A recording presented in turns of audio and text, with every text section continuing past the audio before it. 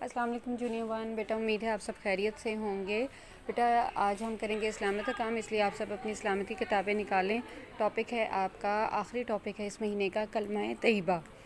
जी, कलमा तैयबा जो है बेटा, ला इलाहा इल्लल्लाह मुहम्मदुर रसूलुल्लाह को कलमा तैयबा कहते हैं। तैयबा का मतलब है पाकीज़ा। इस तरह कलमा तैयबा का मायने हुआ पाकीज़ा कलमा। कलमा तैयबा जो है बेटा मुसलमानों की पहचान है। इसको पढ़े बगैर कोई भी शख्स जो है वो मुसलमान नहीं हो सकता। इस कलमे में बेटा दो अहम बातें बयान की गई हैं। पहली ये कि अल्लाह ताला ही इबादत के लायक है। दूसरी ये कि हज़रत मोहम्मद सल्लल्लाहु अलैहि वसल्लम जो है वो अल्लाह ताला के रसूल हैं। बेटा ये कलमा आपने याद करना है तर्जुमे के साथ। ला इलाहा इल्लल्लाहु मुहम्मदुर रसूलुल्लाह, तर्जुमा नहीं है कोई इबादत के लायक सिवाय अल्लाह के, मोहम्मद सल्लल्लाहु अलैहि वसल्लम अल्लाह के रसूल हैं। किताब का इसका काम है ज़ख़ीरा अल्फाज की मदद से खाली जगह पुर करें। कलमा तैयबा पढ़े बगैर कोई शख्स डैश नहीं हो सकता मुसलमान। नंबर 2 है अल्लाह ही डैश के लायक है इबादत। नंबर 3 है हज़रत मोहम्मद सल्लल्लाहु अलैहि वसल्लम अल्लाह के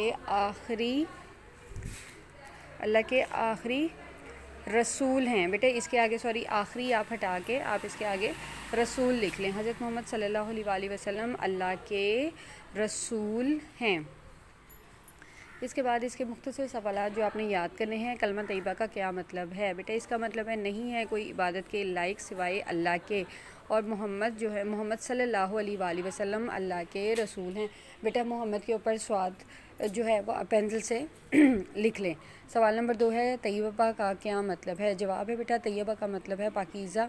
सवाल नंबर 3 है कलमा तैयबा किसकी पहचान है? जवाब है मुसलमान की पहचान है। नंबर 4 है कलमा तैयबा में कौन सी दो अहम बातें बयान की गई हैं?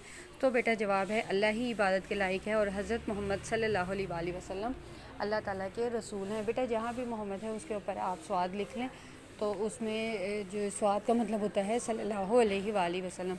बेटा ये आखिरी काम है आपका इस मंथ का, ठीक है। इंशाल्लाह अब 30 से आपका स्कूल ऑन है। उसके बाद हम रेगुलर क्लासेस में जो है ना इन सब लेक्चर्स को दोबारा रिपीट करेंगे। अपना बहुत ज़्यादा ख्याल रखें। अल्लाह हाफ़िज़।